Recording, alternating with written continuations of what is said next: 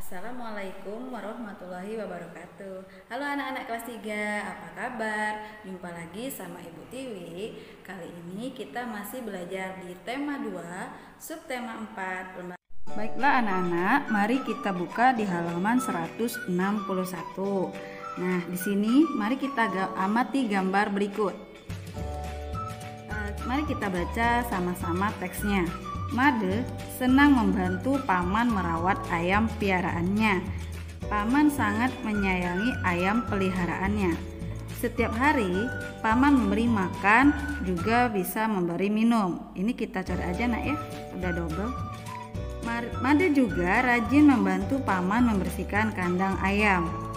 Ayam peliharaan paman Made bersih dan sehat. Tahukah kalian kenapa kandang harus dibersihkan dengan teratur? Sekarang kandang itu sama aja seperti tempat tinggal bagi si ayam. Nah, bayangkan jika si kandang atau tempat tinggal kita itu bersih, pasti merasa nyaman, udaranya sejuk, dan pasti kita menjadi sehat.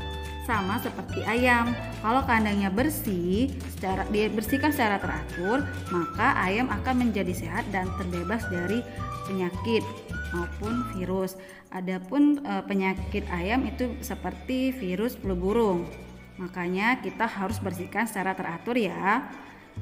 Lalu bagaimana jika kandang dibiarkan kotor? Nah, coba juga dibayangkan kalau rumah kita kotor, pasti kita merasa tidak nyaman dan pasti banyak penyakitnya.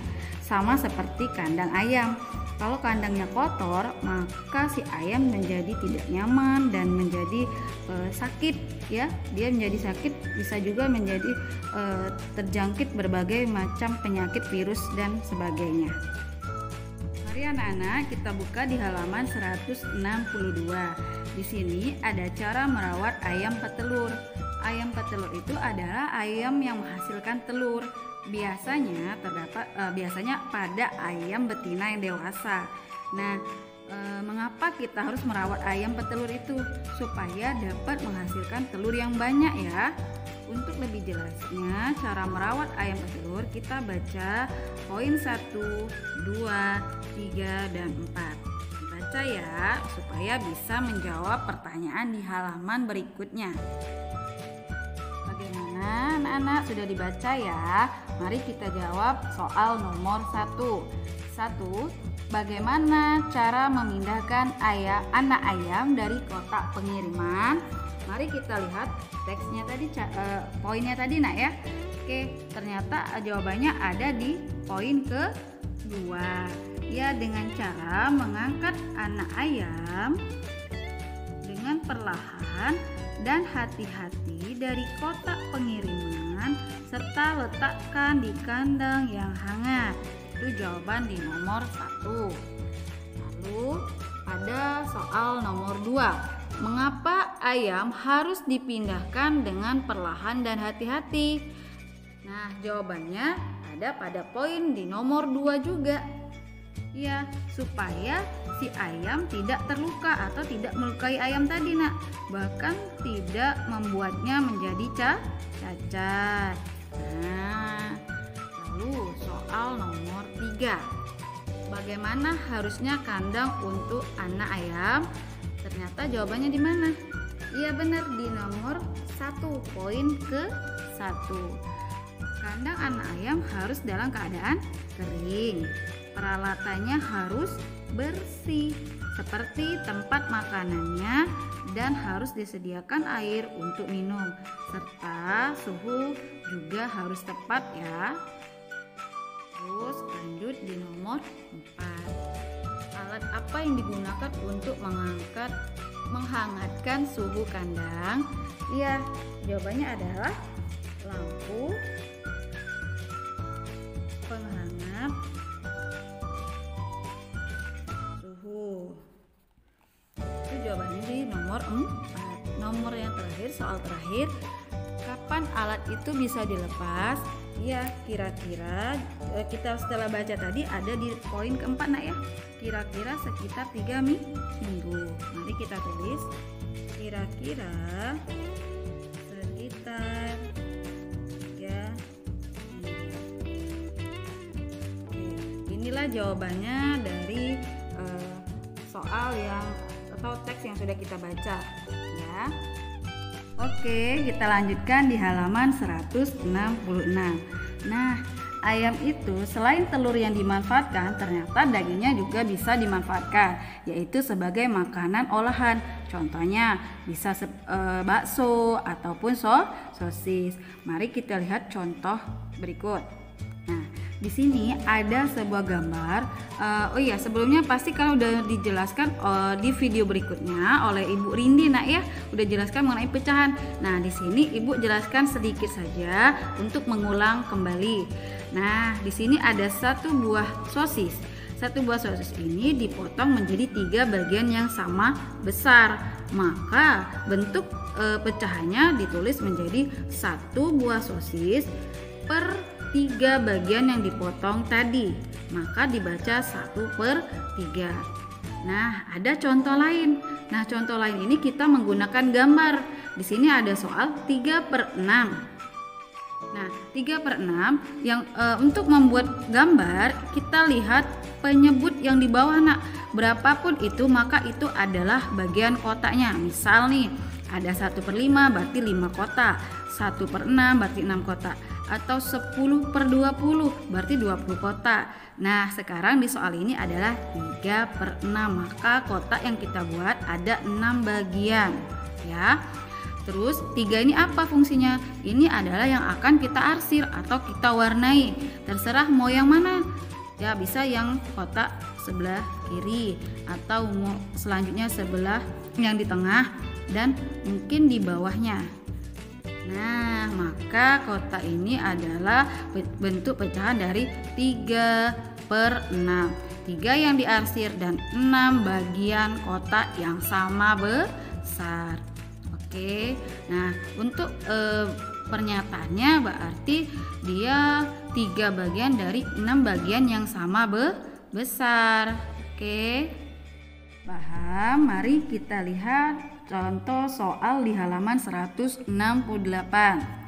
Di sini ada soal, kalian baca dulu perintah. Tuliskan bentuk pecahan biasa dari bilangan pecahan berikut. Lalu gambarkan bentuk bilangan pecahannya. Sama seperti yang contoh Ibu jelaskan tadi. Nah ya, di sini ada contoh soal 1/10. Harus dibuat gambar. Nah, ternyata kotaknya ada 10 bagian. Kata Ibu, lihat yang di bawah ada 10 kotak. Kalian buat. Terus satunya itu yang diwarnai atau yang diarsir. Lalu bentuk pernyataannya 1/10 merupakan 1 bagian dari 10 bagian yang sama. Nah, udah jelas nak ya Ibu rasa ya. Sekarang kalian buat nomor 1, 2, 3 dan buat gambarnya di buku paket. Nanti kalian kerjakan di buku paket ini ya. Oke, sebelumnya tadi kita belajar hewan yang hidup di darat, salah satunya ayam. Nah, sekarang hewan yang hidup di air, yaitu salah satunya ikan. Nah, ikan ini Ibu rasa pasti kalian sudah mengenal ya. Nah, biasanya ikan yang dipelihara oleh manusia itu biasanya ikan hias. Nah, pasti di rumahnya ada yang memelihara ikan hias ya. Nah, ikan hias ini biasanya hidup di mana? Kita letakkan di mana biasanya, nak? Biar lebih bagus dilihat orang. Iya, di akuarium. Nah, bagaimana sih cara kita merawat ikan hias tadi? Misal nih, kalian pertama membeli ikannya di pasar. Lalu setelah dibeli, kalian bawa ke rumah. Apakah langsung diletakkan atau bagaimana? Nah, harusnya kita letakkan dulu di tempat lain seperti ember. Lalu akuariumnya kita bersihkan supaya bersih ya. Nah, setelah bersih baru kita isi air di akuarium yang kalian punya tadi. Setelah diisi air, baru ikan yang hias yang kalian beri tadi kalian masukkan ke dalam akuarium. Nah, itu bisa juga cara merawat ikan hias supaya ikannya menjadi sehat juga, tidak mudah ada penyakitnya ya. Nah, itu lebih jelasnya karena sudah Ibu jelaskan, coba kita lihat di halaman 172. Nah, di sini ada gambar anak-anak. Gambar ini tidak berurutan ya. Ada 1, 2, 3, dan 4. Nah, dari gambar ini kalian urutkan sesuai yang sudah Ibu jelaskan tadi. Ya, nanti kalian urutkan dan kalian tulis di bawahnya. Tidak perlu dikumpul, nggak apa-apa ya nak. Ditulis aja mana yang urutannya, oke? Nah, di halaman 174 berikut hal-hal yang perlu diperhatikan dalam merawat ikan.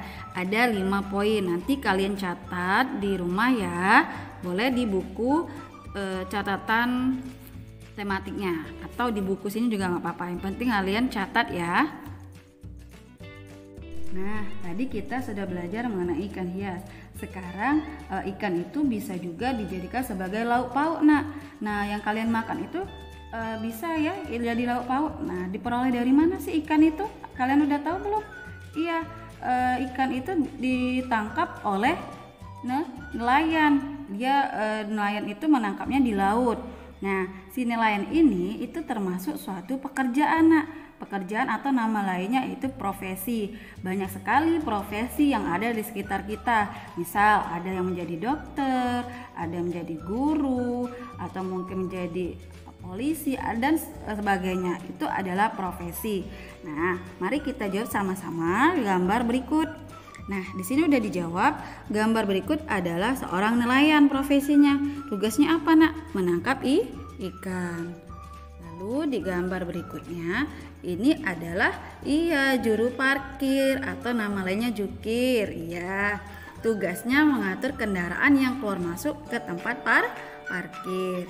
Di gambar berikutnya ini adalah pembuat ikan asin. Tugasnya apa? Mengeringkan atau menjemurkan ikan asin. Nanti bisa dipasarkan atau dijual ke pasar. Gambar berikutnya apa ini, nak? Iya, ada yang hobi menjadi koki. Iya. Nah, ini profesinya adalah koki. Tugasnya apa? Selain membuat resep makanan, pasti koki itu tugasnya memasak makanan. Baiklah anak-anak, materi kita hari ini cukup sampai di sini dulu. Ibu harap kalian dapat memahami dan mengerti apa yang Ibu sampaikan serta bisa mengikuti pelajaran yang Ibu berikan. Jika ada yang kurang memahami, bisa kalian tanyakan langsung ke gurunya ya. Dan jangan lupa tugasnya dikerjakan lalu dikirimkan ke gurunya masing-masing. Demikianlah Ibu tutup materi hari ini. Wassalamualaikum warahmatullahi wabarakatuh.